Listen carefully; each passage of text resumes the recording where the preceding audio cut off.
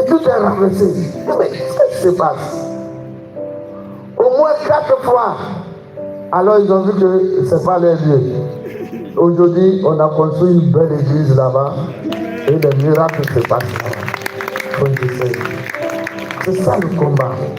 Plus souvent, dans ton mariage, il y a eu des combats. Et parfois, il y a des décisions bloquées. Et il faut prier avec la parole de Dieu. N'abandonne pas. Le diable, à un moment donné, il sera comme plus fort. Mais Dieu est plus fort que lui. Même, Satan, il sait que la parole de Dieu est puissante. Au désert, qu'est-ce qu'il a fait? Hein? Quand il a tout fait pour que Jésus, et comment on appelle, il s'agenouille. Chaque fois Jésus, il prenait une parole dans les Écritures saintes. L'homme ne vit pas seulement de quoi? De pain. Et puis encore une parole, dit, tu adoreras ton Dieu seul. Alors, dernière tentation, Satan, lui, comme il a vu que Jésus, il aime la parole de Dieu, lui aussi, il va citer la parole de Dieu, il dit, bon, il la met au sommet. Il dit, oh, jette-toi. Parce que c'est écrit dans la parole de Dieu qu'il va envoyer qui? Ses anges.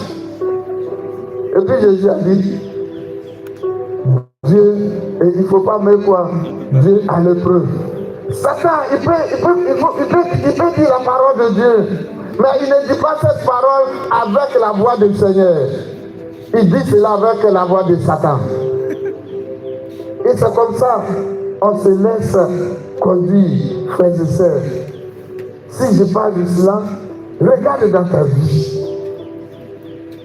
Tu peux faire silence, baisser la tête et regarde dans ta vie professionnelle, spirituelle, morale, ta vie sentimentale, ta vie financière. Qu'est-ce qui se passe? Quelqu'un qui travaille, tu gagnes beaucoup d'argent, mais tu ne sais pas comment l'argent disparaît. Quand tu n'as pas d'argent, il n'y a pas de problème. Mais quand l'argent vient tomber, c'est là qu'il y a tous les problèmes. Il y a des gens, ils ont un coffre, peut-être quelque part, ils mettent leur argent dedans. Aujourd'hui, il a mis 100 000. Demain, il va chercher, il reste seulement 50 000. Alors qu'il est seul, ou elle est seule. Mais qui a pris cet argent? Tout cela, c'est un combat spirituel. Il faut prier. Il faut briser ces liens par la parole de Dieu. Pourquoi? Souvent dans notre vocation, dans ma vocation, frère et sœur, pour être prêtre, c'était difficile. Difficile pour moi. Et on était au séminaire. Nous étions trois amis. L'autre, son papa est décédé. Il dit, bon, si c'est comme ça, on n'a qu'à partir. Au Ghana. Les universités nous ont recruté 3. Mon nom a apparu, lui, son nom a apparu. Et puis je l'ai dit, non. On ne peut pas partir. Et la nuit où on avait décidé de partir, tous mes diplômes ont été volés. Il va aller où? Et la même nuit, je reçois cette parole.